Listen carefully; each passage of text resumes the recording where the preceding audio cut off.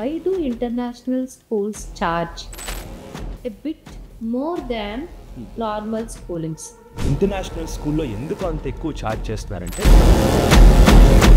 ఎందుకంటే స్క్రీన్స్ అలవాటు పడిపోతున్నారు. డిఫరెంట్ ఫ్యామిలీ బ్యాక్గ్రౌండ్స్ కూడా కొన్ని ఓన్లీ క్లాస్ రూమ్స్ కాదండి, ఉండేవి different types of learning spaces. Book తీయంగా అంటే తల పట్టేసుకునే సిచ్యువేషన్ చూస్తున్నాం మనం చాలా చోట్ల. The culture of the education is చదువుకునే వాళ్ళకి నిజంగా ఎక్కడున్నా వాళ్ళు చదువుకోని వాళ్ళు కూడా టర్న్ అవుట్ అయ్యే వాళ్ళు చాలా మంది నేను చూసాను.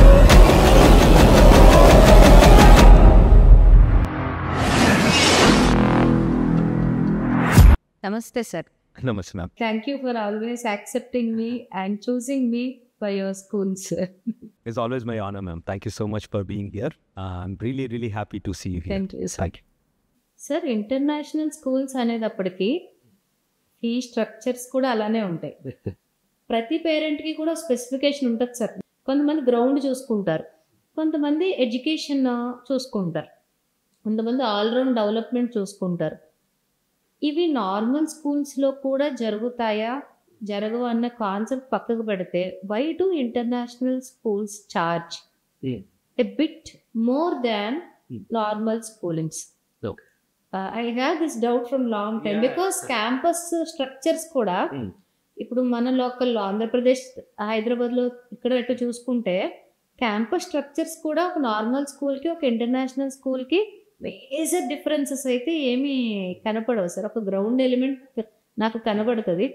But as a director of international school how do you justify ఆ ఫీ స్ట్రక్చర్ అనేది ఎందుకు సార్ అంత రేంజ్ వేరియేషన్ ఉంటుంది? చాలా మంది పేరెంట్స్కి ఈ డౌట్ కామన్ అండి.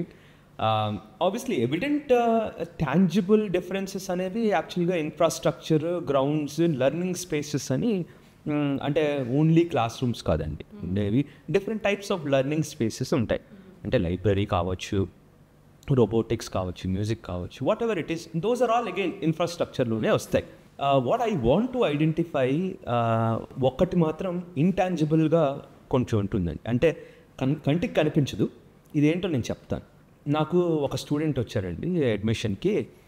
He hates going to the school. ఒక అంటే బడ్జెట్ స్కూలే, స్టేట్ బోర్డ్ స్కూల్ నుంచి వచ్చారు. అసలు ఆ స్కూల్కి వెళ్ళాలంటే పొద్దున్నే ఒక యుద్ధం జరుగుతుందంట ఇంట్లో. వాడు ఏది చదవడు, వాడికి అసలు స్కూల్కి వెళ్ళాలంటేనే ఒక లాంటి చిరాకు, కోపం వచ్చేస్తుంది. వాడి లాంగ్వేజ్ బాగుండట్లేదు, ఇలా అని ఒకళ్ళు తీసుకొచ్చారండి. సో మా స్కూల్లో జాయిన్ అయ్యారు. After a few days he started making friends, he started enjoying the school. ఇంట్లో ఆ పొద్దున్న యుద్ధం అంతా ఆగిపోయింది. చక్కగా హ్యాపీగా వాడికి వాడే రెడీ అయిపోయి బస్ ఎక్కేస్తున్నాడంట. ఆ పేరెంట్ వచ్చారు, ఏంటి సార్ అసలు ఏం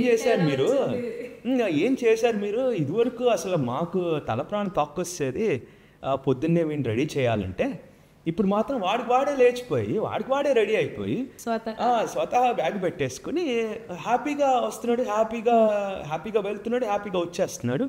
ఏంటి డిఫరెన్స్ అని అడుగుతున్నాడు. సో నేను అనేది ఏంటంటే, ఒక international school, the environment, the culture of the education is through learning for fun.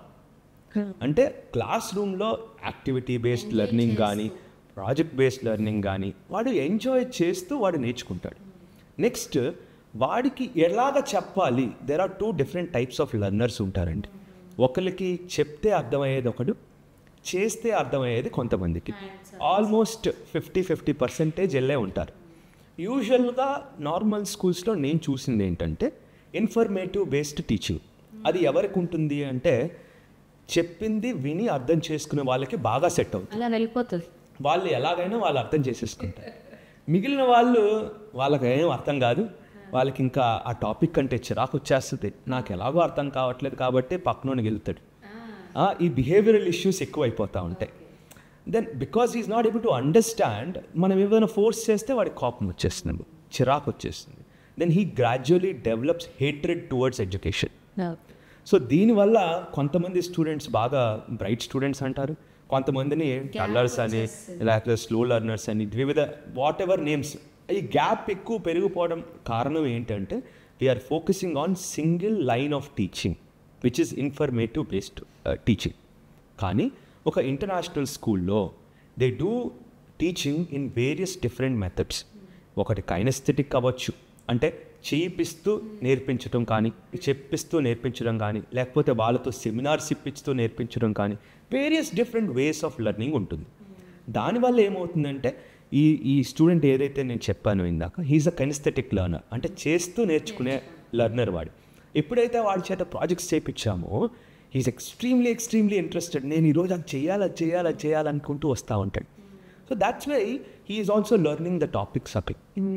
So gap ఏదైతే ఉందో between a bright student, what ever that they call bright student or slow learner, ఈ గ్యాప్ని మనం bridge చేయగలుగుతున్నాం. ఎందుకు అంటే because we develop both the lines of teaching here in international school. So that's the major difference that is not visible to a lot of parents.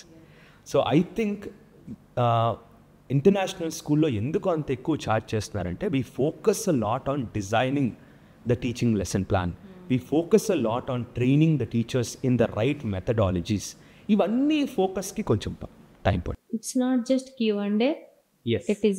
It's lot about making student to do it. Continuous learners అండి. After 12th class వాళ్ళగా book తీసుకుని ఇంట్రెస్ట్గా చదివే ఒక inspirational human బీయింగ్ని మనం create చేయగలగాలి. లేదు అంటే ఏమవుతుందంటే అప్పుడు దాకా పుష్ చేసి చదివిస్తూ ఉంటారు 12th వరకు. తర్వాత there is nobody to push. కొద్ది పుస్తకాలు వద్దు, ఇంకా అప్పుడు ఏమవుతారండి, right? He is not gonna be successful unless he himself is self motivated. ఆ సెల్ఫ్ డ్రివెన్ యాటిట్యూడ్ ఎప్పుడు ఉంటుంది అంటే వాళ్ళు ఎంజాయ్ చేస్తూ స్కూల్కి వచ్చి చదువుకుని నేను రీసెర్చ్ చేసుకుని చదువుకుంటాను అని అనుకునేటప్పుడు మాత్రమే they will study very well and they'll be long-term successful students. మీరు అన్నట్టు నిజంగానే ఇంటాంజిబుల్. ఎందుకంటే జస్ట్ క్యాజువల్గా వెళ్ళి 9th క్లాస్ 10th క్లాస్ పిల్లల్ని బుక్ తీయండి అంటే తల పట్టేసుకునే సిచ్యువేషనే చూస్తున్నాం మనం చాలా చోట్ల. నాకు ఆ కాన్సెప్ట్ వచ్చు అని క్యూరియాసిటీతో ఉన్న పిల్లలు చాలా తక్కువ అయిపోయారు sir. Maybe the reason is this. And ఇంకొకటి, as a psychologist what we feel is the space gives you free mind to think.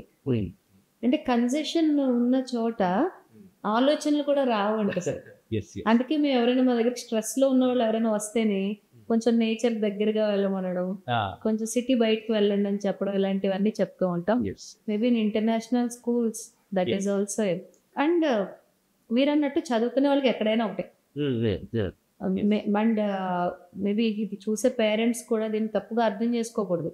చదువుకునే వాళ్ళకి నిజంగా ఎక్కడున్నా వాళ్ళు స్వతహాగా వాళ్ళు నేచురల్ ఎబిలిటీ ఉంటుంది, నేర్చేసుకుంటారు. బట్ కొన్ని బ్లాకేజెస్ ఉన్నా, వాళ్ళు ఐడెంటిఫై చేసుకోలేకపోయినా, వాళ్ళ ఎనర్జీని రైట్ వేలో స్ట్రీమ్ లైన్ చేసుకోలేకపోయినా, definitely international schools play very important. But అందరికీ కూడా ఇది మెసేజ్ రీచ్ వెళ్ళాలి. ఎందుకంటే స్క్రీన్స్కి అలవాటు పడిపోతున్నారు. డిఫరెంట్ ఫ్యామిలీ బ్యాక్గ్రౌండ్స్ కూడా కొన్ని మన టిపికల్గా ఉంటాయి. ఉమ్మడి కుటుంబాలు అవ్వడం, యాన్సిస్ట్రల్ ఇన్ఫ్లుయెన్స్ ఉండడం, లేకపోతే తాత అంటాడు నువ్వేం చదువుకోక్కర్లేదురా, మనకి 4-5 తరాలు కూర్చొని తిన్నా కూడా త్వరగా ఆస్తుంది, జస్ట్ అలా ఇలా వచ్చేయండి. బట్ చిన్నప్పుడు మైండ్ సెట్ అలవాటు అయిపోద్ది అండ్ మీ దగ్గరికి ఇలా పాడేస్తాను. ఇందాక అన్నారు చదువుకునే వాళ్ళు ఎక్కడైనా చదువుకుంటారు. యాక్చువల్లీ చదువుకోని వాళ్ళు కూడా మనం ఆ ఇన్స్పిరేషన్ క్రియేట్ చేయగలిగితే వాళ్ళు కూడా ఇలాగే టర్న్ అవుట్ అయ్యేవాళ్ళు చాలా మంది నేను చూసాను. బట్ ఈ రోజుల్లో ఎవరు ఎడ్యుకేషన్కి స్పెండ్ చేయడానికి ఆలోచించట్లేదు. ఎవరు కూడా క్వాలిటీ కాంప్రమైజ్ అవ్వట్లేదు. But it is just about awareness. కానీ పేరెంట్స్కి ఇది ఇక్కడ దొరుకుతుంది అని తెలియకే కానీ. అండ్ ఇంకొకటి, కొంతమంది ఉంటారు sir routine normal branches of schools వాటిలో వేసేసుకుంటారు. వాళ్ళు ఏం ఆలోచిస్తారు, కొంతమంది దగ్గరగా ఉంది, మనకి కొంచెం కన్వీనియంట్గా ఉంటుంది, లేకపోతే ఇద్దరు వర్కింగ్ ఉన్న వాళ్ళు కొన్ని ఎవరి డెసిషన్స్ వాళ్ళు తీసుకుంటారు. బట్ మీరు అన్నట్టు ఒక బ్యాలెన్స్డ్ వే ఆఫ్ ఎడ్యుకేషన్ రావాలన్నా, తర్వాత వాళ్ళంతటి వాళ్ళకి న్యాచురల్గా స్టడీస్ పైన ఇంట్రెస్ట్ అనేది క్రియేట్ అవ్వాలన్నా they require right guidance from the foundation. చూసారు కదండి, మనకి దీపక్ గారు వివిధ అంశాలపైన చాలా చక్కటి వివరణ ఇచ్చారు. మీకు కనుక స్కూల్స్ చూస్ చేసుకునే విషయాల్లో కానీ ఇతర విషయాల్లో ఎలాంటి డౌట్స్ ఉన్నా కూడా కామెంట్ సెక్షన్లో తెలియచేయండి. మేము వాటికి రిప్లై ఇచ్చి సాధ్యమైనంత వరకు కూడా మీ ఆన్సర్ మీకు రీచ్ అయ్యేలాగా చూస్తాం. Thank you very much for watching. Like, share and subscribe our channel.